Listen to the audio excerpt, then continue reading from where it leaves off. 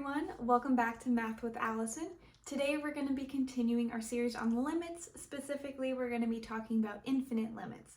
Make sure to go ahead and check out my past videos here. I'm going to go ahead and link them right here, and we're just going to go ahead and dive into it. So, question, what is an infinite limit? Well, it's just a limit when evaluated at some value, it equals infinity or negative infinity. So in our case, we have the limit as x approaches a of our function f of x is equal to infinity or negative infinity. That's all there is to it. Let's go ahead and look at this reminder. This is going to help us in the next problems. So we have the limit as x approaches 0 from the left of 1 over x is equal to negative infinity, and the limit as x approaches 0 from the right is equal to positive infinity. If you're wondering why, go ahead and check out my previous video here. We go over what does 1 over x do at 0 and at negative and positive infinity. Otherwise, we're going to go ahead and use this. So let's evaluate the limit as x approaches 1 of x over x squared minus 1 quantity squared. So let's go ahead and look at the denominator and see what our issue is. I'm going to take the limit as x approaches 1. Now I'm going to go ahead and use direct substitution, and I'm going to plug in that value of 1. This is our issue. We cannot divide by 0. That is very, very illegal. So we're going to go ahead and look at 1, but we're going to approach it from the left side, and we're going to approach it from the right side.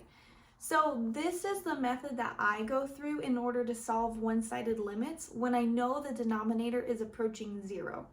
So first I look at the non-issue. In this case, our non-issue is the numerator. When I approach 1 from the left side, x is just going to approach the value of 1. So our numerator is approaching 1. Our denominator, we remember it's approaching 0, but we're trying to decide if it approaches 0 from the right side or if it approaches 0 from the left side, because that's going to determine what sign our infinity is going to have. Because we know this is going to equal positive infinity or negative infinity. So let's go ahead and decide which side of 0 it's approaching from. What I like to do is take my limit value and choose a number super close to it. So I'm going to choose a number just to the left of 1. In this case, I'm going to choose 0.9. So now I'm going to do some math over here. I don't necessarily care about the perfect value. All I care about is if it's positive or if it's negative. But I'm going to go ahead and do some math just to show us. So I get 0.9 squared minus 1 quantity squared. Here I have 0.81 minus 1 squared. And then I get what? Negative 0.9 squared. So again, I don't care about the exact number. All I care about is if it's positive or if it's negative. Notice that we're squaring this. Even though it's negative, we're raising it to the power of 2, and whenever you square a negative number, you end up with a positive number. So this tells us we are going to get a positive value, which tells us which side we're approaching 0 from. I'm approaching 0 from the right side.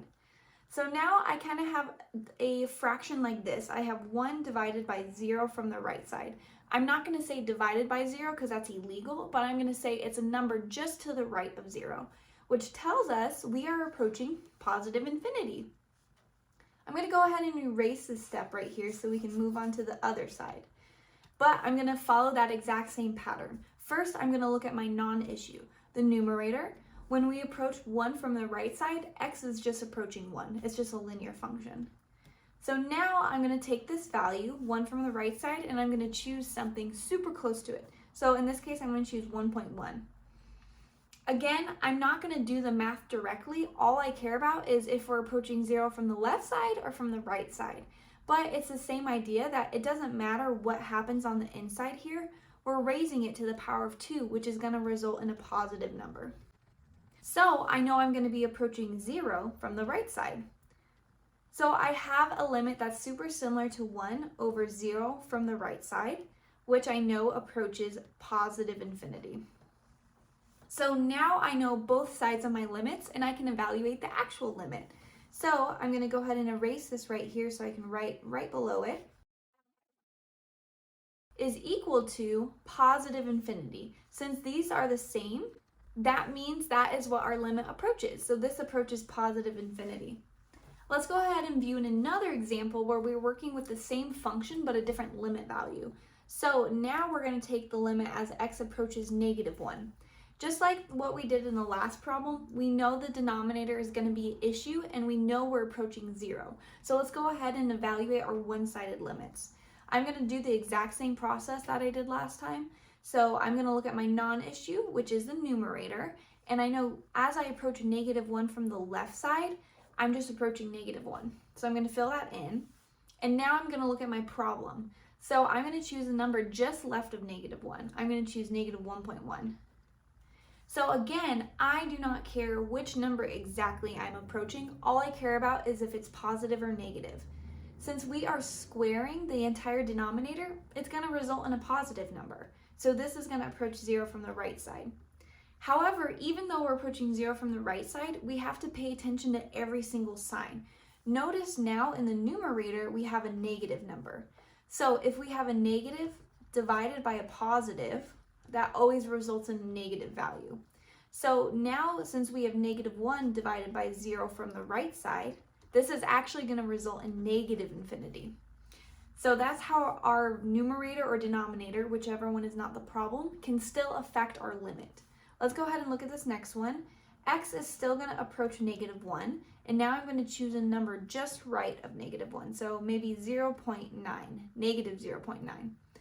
Again, I'm squaring, so I'm going to skip some steps and just say I know this is approaching 0 from the right side. That results in a positive number. So now I have -1 divided by 0 from the right side, and so I'm going to get negative infinity. Since both the one-sided limits match, now I can evaluate the entire limit. And that's how we can evaluate infinite limits. We make sure to look at both sides of the limits, and if they agree, that's what it equals. If they don't agree, then that's going to be your next problem, and we're going to see what happens. So here we have the limit as x approaches 3 of 2 over x minus 3 quantity cubed. So let's go ahead and look at our denominator. We have here, I'm going to use direct substitution. I get 3 minus 3 quantity cubed, which is going to result in 0. So we have an issue. I'm going to go ahead and look at the limit as x approaches 3 now from the left and the right side. So let's go ahead and look at our non-issue. 2 as it approaches 3 is still going to be 2. So our numerator doesn't change at all. Now I'm going to think about the sign of my denominator. Is it approaching 0 from the left, or is it approaching 0 from the right? So I'm going to choose a number just left of 3. I'm going to choose 2.9. If I plug this into the denominator, I get 2.9 minus 3 to the power of 3. Here I get -0.1 cubed. So I'm not going to do the exact math. I'm just going to think, is it positive or negative? A negative number raised to the power of 3 results in a negative number. So I know my denominator is going to approach 0 from the left side. So now we have a positive divided by a negative. We know this is going to approach negative infinity. I'm now going to do the same thing for the right-sided limit. So now I have 2 divided by a small number just to the right of 0, so that's positive. This is going to result in positive infinity. But this is our issue. We have 2 different infinities. It's doing something like this, which means our limit does not exist. So I'm going to go ahead and write that out. A little reminder that DNE stands for does not exist. So remember, when it approaches opposite infinities, our limit does not exist. Let's go ahead and look at another example. TRIG, which I know is everyone's favorite, but we're looking at the limit as theta approaches pi over 2 of tangent of theta. Whenever we have trigonometry, I always suggest getting it in terms of sine and cosine. So if I were to rewrite this, this is equal to the limit as theta approaches pi over 2 of sine over cosine. And actually, this is going to be an issue of where a denominator approaches 0. Let's go ahead and look at that. If we remember our unit circle, we have cosine evaluated at pi over 2 is equal to 0. I don't always remember that, so sometimes I like to remember the graph. I remember that cosine starts up here, and then at pi over 2, it goes down. That's awful. But anyhow, it goes down to 0. So our denominator is approaching 0. So we're going to go ahead and approach pi over 2 from the left side and the right side. I'm going to go ahead and fill these in real quick. So I'm going to look at my non-problem, which is the numerator. Sine of theta as it approaches pi over 2 approaches a value of 1. I also remember that from my graph, it starts at 0 and immediately goes up. So it goes up to, also terrible drawing, but it's okay. It goes up to a value of 1. My denominator, when I approach from the left side, I'm going to look at my graph, and I can see as I approach from the left side, I'm approaching 0 from the positive value because I'm above the x-axis.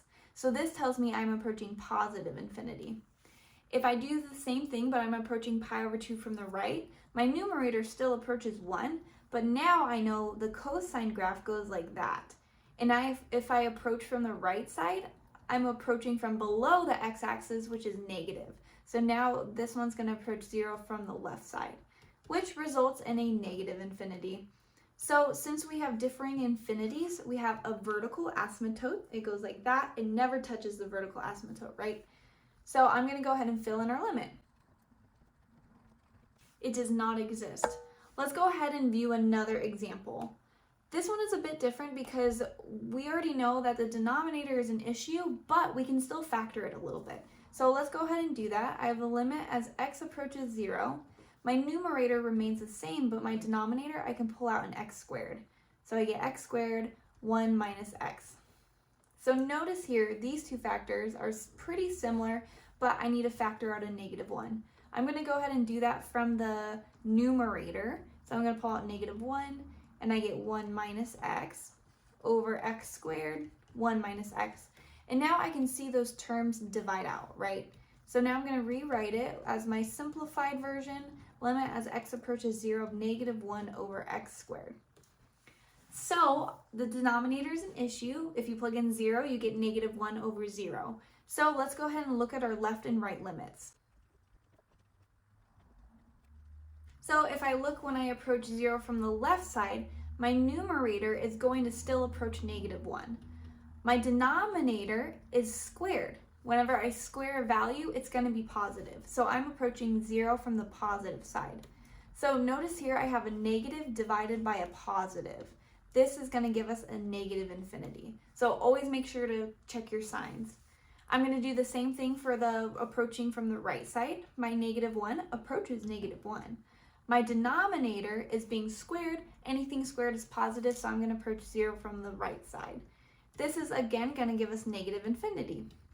Since our one-sided limits agree, that means I can fill in what the limit actually equals. So that's how we can use one-sided infinite limits to find the actual limit. Sometimes it's infinity, sometimes it's negative infinity, sometimes it doesn't exist. But that's all I have for us today on infinite limits. Make sure to stay tuned for more because later we're going to be talking about vertical asymptotes, which is very similar to this. So thank you so much for watching. If you enjoyed this video, please leave a thumbs up and comment other problems or topics you'd like to see done. Thanks!